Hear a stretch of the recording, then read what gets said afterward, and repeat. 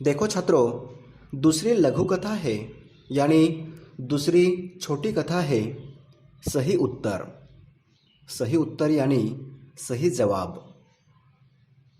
देखो, इस लघु कथा में पहला परिच्छेद, अब तक वह कितने ही स्थानों पर नौकरी के लिए आवेदन कर चुका था, साक्षात्कार दे चुका था, उसके प्रमाण पत्रों की फाइल भी उसे सफलता दिलाने में नाकामयाब रही थी। हर जगह भ्रष्टाचार, रिश्वत का बोलबाला होने के कारण योग्यता के बावजूद उसका चयन नहीं हो पाता था। हर ओर से अब वह निराश हो चुका था।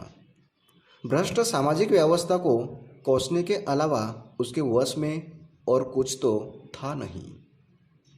देखो छात्रों, इस कथा में, इस लघु कथा में पहले परिच्छेद में लेखक कहते हैं कि एक युवक अब तक बहुत सारे स्थानों पर, बहुत सारे जगहों पर नौकरी के लिए आवेदन कर चुका था।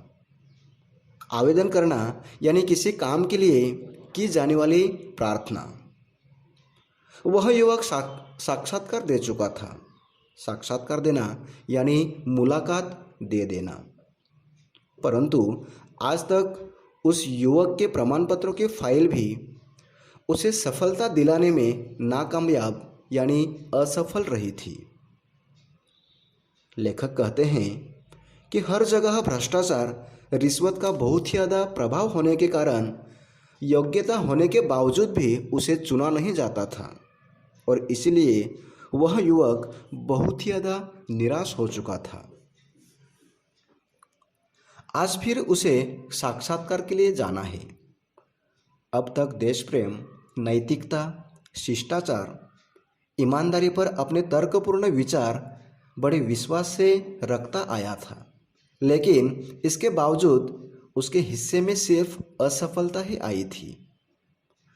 साक्षात्कार के लिए उपस्थित प्रतिनिधि मंडल में से एक अधिकारी ने पूछा, भ्रष्टाचार के बारे में आपकी क्या राय है?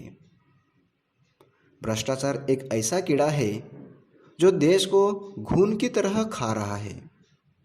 इसने सारी सामाजिक व्यवस्था को चिंताजनक स्थिति में पहुंचा दिया है। सच कहा जाए तो यह देश के लिए एक कलंक है। अधिकारियों के चेहरे पर हल्की सी मुस्कान और उत्सुकता छा गई। उसके तर्क में उन्हें रुचि महसूस होने लगी। दूसरे अधिकारियों ने प्रश्न किया, रिश्वत को आप क्या मानते हैं? देखो छात्रों, इस दूसरे परिच्छेद में लेखक कहते हैं कि उस युवक को आज फिर साक्षात्कार के लिए यानी मुलाकात के लिए जाना था। अब तक देश प्रेम, नैतिकता, शिष्टाचार, ईमानदारी पर वह युवक बहुत ही विश्वास रखता आया था, परंतु उसके बावजूद उस युवक के हिस्से में केवल असफलता ही आई थी। जब वह युवक साक्षात्कार यानी मुलाकात के लिए गया था, उस समय उपस्थित प्रतिनिधि मंडल में से एक अधिकारी ने उस युवक से पहला सवाल पूछा था कि भ्रष्टाचार के बारे में आपकी क्या राय है? यानी भ्रष्टाचार के बारे में आपके क्या विचार है? उस समय उस युवक ने पहले सवालों का बहुत ही अच्छा जवाब दिया था कि भ्रष्टाचार एक ऐसा कीड़ा है जो हमारे राष्ट्र को घून की तरह यानी अनाज, लकड़ी आदि में लगने वाला एक कीड़े की तरह खा रहा है। उस युवक ने यह भी कहा था कि भ्रष्टाचार ने सारी सामाजिक व्यवस्था को चिंताजनक स्थिति में पहुंचा दिया है और सच कहा जाए तो भ्रष्टाचार हमारे राष्ट्र के लिए एक बहुत ही बड़ा कलंक है। यानी हमारे राष्ट्र के लिए वह भ्रष्टाचार एक धब्बा है, एक दाग है। उस युवक का यह जवाब सुनने के बाद अधिकारियों के चेहरे पर हल्की सी मुस्कान और उत्सुकता छा गई। इसलिए उन अधिकारियों को उस युवक के और भी विचार जानने की इच्छा हुई और इसलिए उस युवक से दूसरे अधिकारी ने प्रश्न पूछा कि रिश्वत को आप क्या मानते हैं। यह भ्रष्टाचार की बहन है। जैसे विशेष अवसरों पर हम अपने प्रियजनों, परिचितों, मित्रों को उपहार देते हैं। इसका स्वरूप ही कुछ कुछ वैसा ही है, लेकिन उपहार देकर हम केवल खुशियों का, कर्तव्यों का आदान प्रदान करते हैं, इससे अधिक कुछ नहीं। जबकि रिश्वत देने से रुके हुए कार्य, दबी हुई फाइलें, टलती हुई पदोन्नति, रोकी गई नौकरी आदि में इसके कारण सफलता हासिल की जा सकती है। जब भी यह समाज के माथे पर कलंक है, इसका समर्थन कतई नहीं किया जा सकता, ऐसी मेरी धारणा है। कहकर वह तेजी से बाहर निकल आया। जानता था कि यहाँ भी चयन नहीं होगा, पर भीतर बैठे अधिकारियों ने गंभीरता से विचार विमर्श करने के बाद युवक के सही उत्तर की दाद देते हुए उसका चयन कर लिया।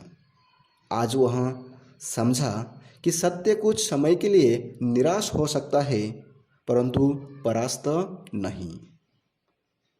देखो छात्रों, अंतिम परिच्छेद में लेखक कहते हैं कि अधिकारियों का दूसरे सवालों का जवाब इस युवक ने बहुत ही अच्छी तरह से दिया था। युवक ने कहा कि रिश्वत यह भ्रष्टाचार की बहन है।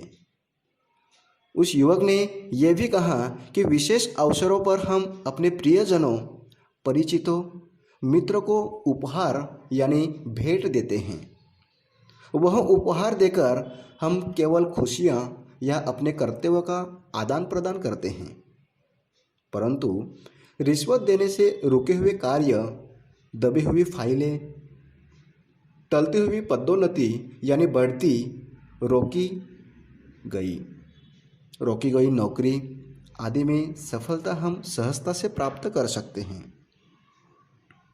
और वह रिश्वत हमारे राष्ट्र और समाज के माथे पर बहुत ही बड़ा कलंक है, यानी धब्बा है, दाग है। इसलिए इसका समर्थन बिल्कुल नहीं किया जा सकता, ऐसी मेरी धारणा है।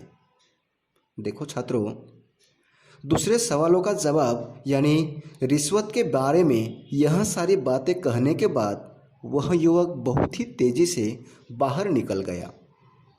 और वह युवक जानता था कि यहाँ भी मेरा चयन यानी मुझे नहीं चुनेंगे, क्योंकि आज तक उस युवक ने बहुत सारे जगह पर मुलाकात दी थी, परंतु भ्रष्टाचार और रिश्वत के वजह से उसे नहीं चुना गया था। और इसलिए आज भी मुलाकात देने के बाद उस युवक को ऐसा ही लगता था कि आज भी मुझे नहीं चुनेंगे। परंतु उसके बाद अंदर बैठे हुए अधिकारियों ने उस युवक के जवाबों का बहुत ही गंभीरता से विचार विमर्श करने के बाद उस युवक के सही उत्तर की दाद देते हुए, यानी उसकी प्रशंसा, उसकी तारीफ करते हुए उस युवक का चयन यानी उस युवक को चुना गया। परंतु जब उस युवक को चुना गया तब उसे समझा कि सत्य कुछ समय के लिए निराश हो सकता है, परंतु परास्त नहीं, यानी सत्य कभी पराजित नहीं हो सकता, सत्य की कभी हार नहीं हो सकती। इस तरह सही उत्तर इस लघुकथा में लेखक नरेंद्र छाबड़ा उन्होंने यह कहा है कि यदि हम अपने जीवन में सत्य का पालन करेंगे तो हम हमारे लक्ष्य तक, हमारे मंजिल तक बहुत ही आसानी से पहुंच सकते हैं। और इसलिए उन्होंने कहा कि सत्य कुछ समय के लिए निराश हो सकता है, परंतु सत्य की कभी हार नहीं हो सकती। धन्यवाद।